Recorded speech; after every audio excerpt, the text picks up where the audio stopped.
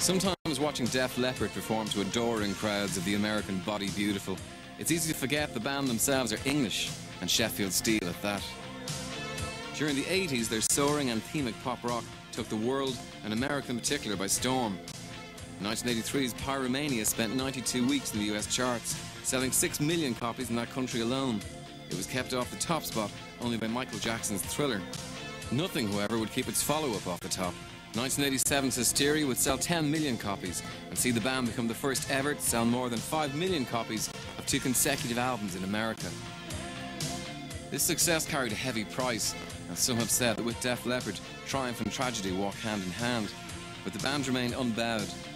Facing into the new millennium, they are as upbeat as Euphoria, their 7th studio album, would suggest. It's good to be Def Leppard, although it could have all been very different. I was a storekeeper in a steel factory.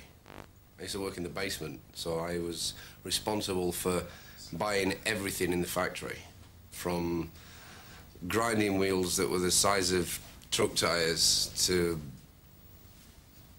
Swarfiga for getting the oil off your fingers, and having the overall sent out to be cleaned, all sorts of stuff. That's what I was supposed to do, but I had other ideas, I'm afraid. I personally didn't fancy clocking in and clocking out till I was 65, and I figured that out when I was about 18. So I used to turn up at this miserable place. I mean, it was a shithole, it really was. And, you know, I worked in the basement, there was no natural light. Everything was like, you know, neon or whatever, fluorescent lighting strips. And it was pretty unreal down there. It was just a constant. There was no night, there's no day, there's nothing. No wind, there's no rain. You know, Sheffield, industrial, dumpy Sheffield as it was in 1978, especially in a January, February cold winter morning, is not the place to be for me, I'm sorry. And the idea of having seen what the Beach Boys had, you know, as a backdrop for their environment was much more appealing than Upperthorpe, where my factory was. You know, I mean, even the name, Upperthorpe, only in England, you know.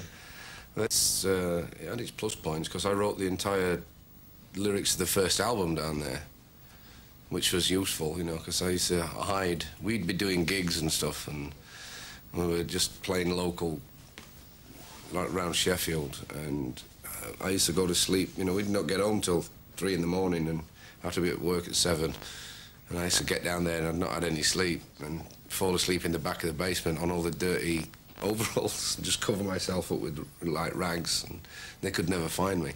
And I had a couple of guys that would cover for me because they thought it was cool that I was in a band.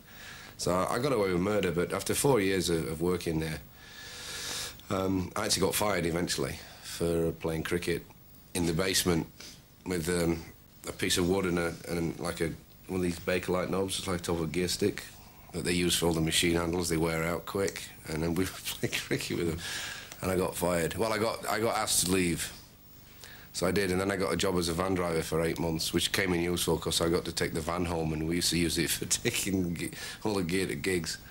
And then I got caught in Mansfield. The managing director of the company lived in Mansfield, and we were playing a gig in a pub next to his house, and he saw the van parked outside. So that was me gone from there. But I actually left there when we got our record deal. The original attraction for me was just to get out of that whole environment, but I was first attracted to music when I was 11, when I saw T-Rex on Top of the Pops. That's what did it for me. A little thing went off in here, a little spark.